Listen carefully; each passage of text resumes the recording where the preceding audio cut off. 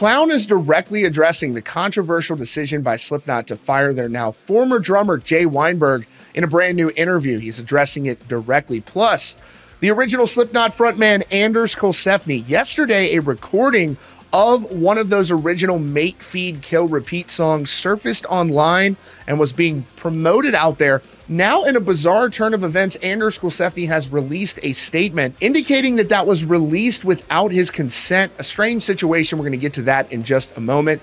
This looks like it's going to be a very big year for Slipknot. The band is teasing lots of things that seem to be in the works, all building towards that highly anticipated first return to the stage with their new drummer at Sick New World at the end of next month. Stick around. Late last year, the metal world was shocked by the announcement that Jay Weinberg was no longer a member of Slipknot.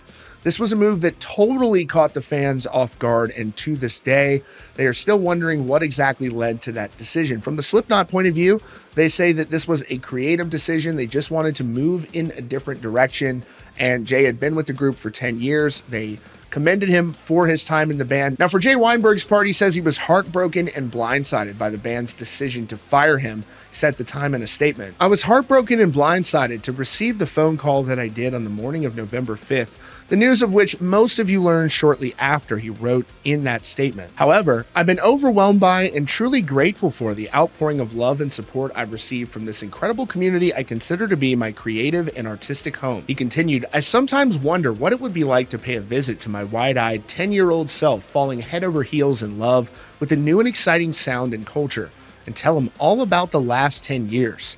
Even on the hardest days, I'd like to think he'd be stoked about the adventure that was in store for him." And of course, with the type of talent that Jay Weinberg has, it wouldn't take long for him to get picked up by another band. He just played his first show with Suicidal Tendencies. Now, as for Clown, he's talking about this directly for the first time, and he says that there are no hard feelings in that decision to move on from Jay. Promoting Knotfest Australia, Clown said, "I'm very excited about this idea of a new drummer. There's many reasons for it. It's not to be confused. It doesn't matter what the situation may seem like.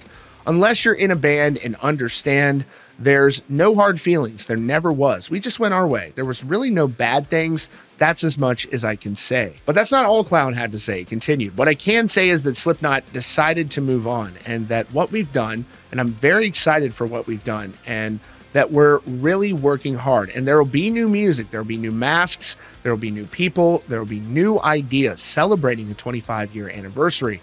I would imagine there'd be some shows. It can be 200 people, 500 people, 700 people, 2,000 people." Now, the main theory from Slipknot fans who were outraged by the decision to fire Jay is that this was a financial dispute. There was some sort of a contract or money problem that was going on between both parties. But when you look further, it doesn't really make any sense, because Jay Weinberg says he was blindsided by the move. Hardly a person who's involved in an intense back and forth negotiation over finances. And as Clown says in that interview, there were no hard feelings. Another indicator that this wasn't some ugly dispute over money. So what if it was just a creative decision to go with a different drummer who may be more appealing to you stylistically, as we're now seeing with who is likely the drummer at this point, Eloy Casagrande, who, of course, randomly parts ways with Sepultura on the verge of their farewell tour for an opportunity he was unable to disclose to the band. The band was bewildered by that move. They were confused by it. They indicate in their statement they don't know why. And so when you look at it from that lens, it kind of starts to make sense. And that triggered a domino effect where you had Grayson Necrotman leave Suicidal Tendencies to go over to Sepultura. You potentially have Eloy Casagrande leaving Sepultura to go to Slipknot, and you have Jay Weinberg being let go from Slipknot and going to Suicidal Tendencies. This was definitely a situation that triggered a domino effect in the drumming space. One thing's for certain in this situation, both parties now appear to have moved on. Jay looks like he's having a great time out with Suicidal Tendencies, and Slipknot is gearing up to take the stage with whoever their new drummer is. Another very important thing to point out about this interview is that Clown now for the second time has teased very small Slipknot shows.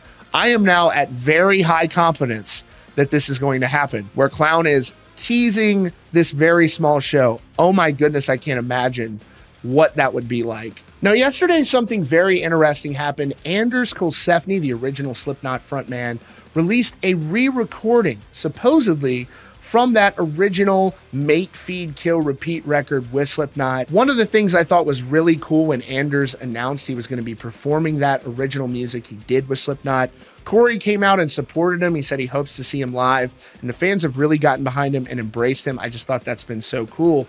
But when this re-recording came out, the fans were pumped about it. It was big news. Now, a very confusing twist here. Anders has put out a statement saying that that was released without his consent.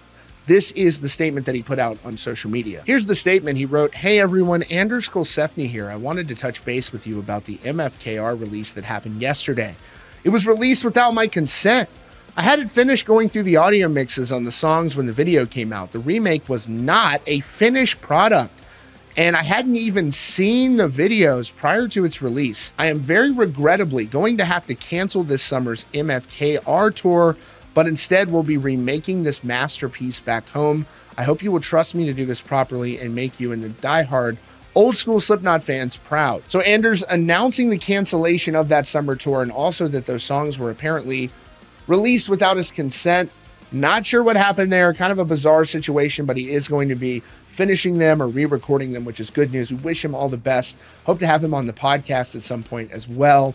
That is your latest update from Rockfeed. Be sure to subscribe with notifications on for the latest news and updates about your favorite bands and more.